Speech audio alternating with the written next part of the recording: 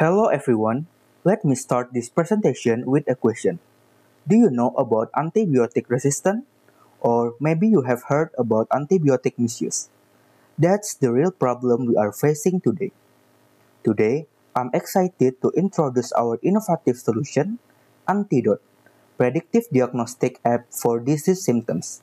And the question at the beginning will be answered through our app. A brief overview of the project and application. We develop a mobile development for disease diagnosis based on symptoms, antibiotic recommendation, and medication reminder. Here is our team, which consists of 3 people from machine learning, 2 people from cloud computing, and 2 people from mobile development. First of all, let's talk about the background of the project and app development. The rate of antibiotic resistance in Indonesia continue to increase. To overcome this, the Ministry of Health launched the Stranas AMR for Health Sector 2025 until 2029. AMR control is one of the national health focus and priority. Then, the reason for developing this project is as a response to the growing issue of antibiotic resistance in Indonesia. And here is an overview of how our team found this problem. Then, from the purpose-driven aspect, there are several reasons including decreasing the risk of antibiotic resistance, practical solution for early diagnosis, and organized medication management. Then, for data-driven and government reasoning can be seen on the slide. Currently, there are several apps that have some similarities with our app. First, there is Ada Health, which help users to check their health by answering simple questions about their health and symptoms. And apart from this, there is also Halodoc, a healthcare super app that provides complete health solution to fulfill users' health needs. The similarity with our app is the medication reminder feature. And the main difference between these two apps and our app is that we integrate the diagnosis feature with the antibiotic reminder feature. So, let's jump to the implementation. In the machine learning, we prepare the dataset, we preprocess the dataset, we develop the model with TensorFlow architecture, and we deploy the model using Flask. In our dataset, we have 41 diseases classification, and each disease is classified based on 3 to 17 symptoms, and there are 131 unique symptoms. In the preprocessing, the dataset is converted into one hot encoding, and this changes the data representation and gives weighting to the symptoms based on the order of the symptoms where you put it. And we use multi-level classification based on dense neural network and implemented dropouts and added a callback function to prevent overfitting. And also we perform model evaluation and visualization of accuracy and loss, and we used Flask to do the deployment. Cloud computing focus on 4 critical areas: infrastructure planning, configuration, back-end development, and web service deployment. Each stage is vital for ensuring a seamless user experience. This is our cloud architecture. The machine learning model, developed using Python, and data is stored in Google Cloud Storage, while relational data is managed in Cloud SQL. For CI/CD, we use GitHub for version control, GitHub Action for automation, and Google Cloud Build for building and deploying. The backend is hosted on Google App Engine and is integrated with an Android frontend for real-time user interaction.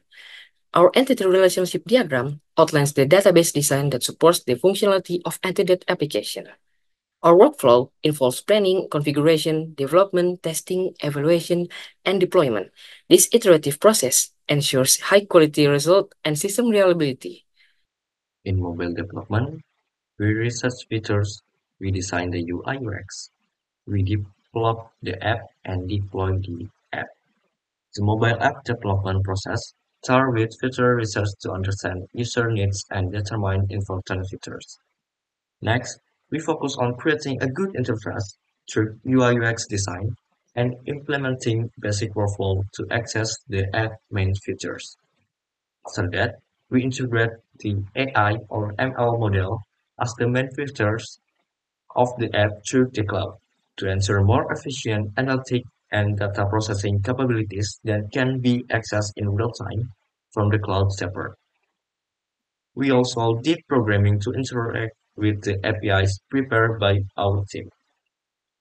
We made sure the implementation of the main features runs smoothly without causing the app to crash.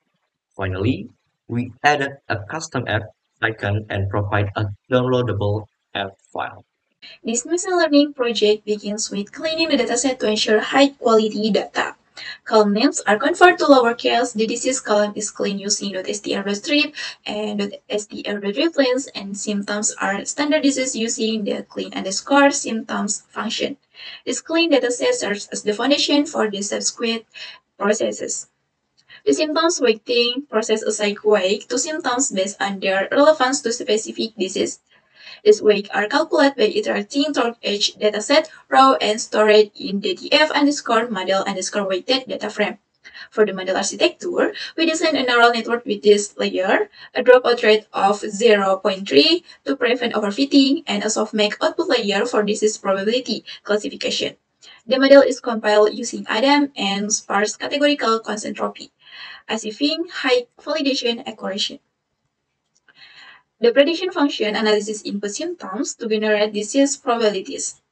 This function is integrated into a flash method, or predict endpoint, which accepts JSON input, processes the data, and returns the prediction result in the form of the most likely disease and its probability.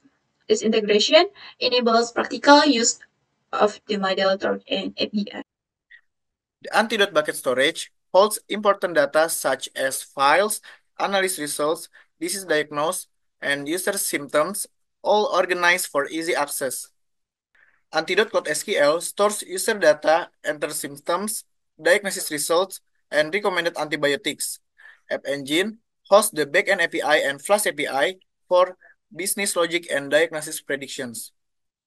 Users enter symptoms and a post request is sent to the Flash API for diagnosis prediction, including the detected disease, recommended antibiotics, and a reminder schedule. The Flash API responds with disease information, e.g. GERD, and the recommended antibiotic, e.g. omeprazole, along with a reminder for the antibiotic schedule.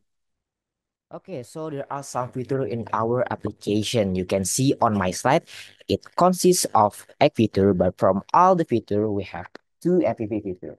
Namely, this is diagnosis, where in this feature, the user will be asked to enter all symptoms of their disease, then the user input will be sent later to the machine learning data. And finally, the result will be returned to the user and the user disease and recommendation for the user out. Then the second feature is a reminder, where in this feature, the user can add directly from the diagnosis result offer a reminder to take medicine or add it themselves on the reminder page. And there are also 2 ways, namely directly selecting the name of the available medicine or adding the name of medicine that is not yet available in our application database. And this is roughly the final result of our application. You can see it yourself in the video, or you can download it later to experience it directly. Here is the documentation of this project through GitHub and API documentation through Postman.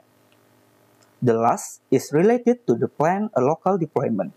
This section is about the actual local implementation of the project for the next 6 months. First, the timeline. Let's focus on several parts. In the first month, finalize app design and architecture. In the second month, start collecting and processing data, including developing main features. In the third month, conduct beta launch and initial promoting. And in the last month, app launch and intensive marketing campaign. Then, related to budgeting, we classify it into 2 conditions, which are for total funding of $5,000 and $10,000. Funding includes personnel, infrastructure, development tools, marketing, legal and administration, and miscellaneous categories. The last is related to resources. Some of the resources needed are personnel, tools including development tools, ML tools, and collaboration tools, then expenses for infrastructure needs, marketing and subscription, and lastly, additional resources related to dataset and legal and cooperation. Okay, that's all the presentation about our project. Thank you.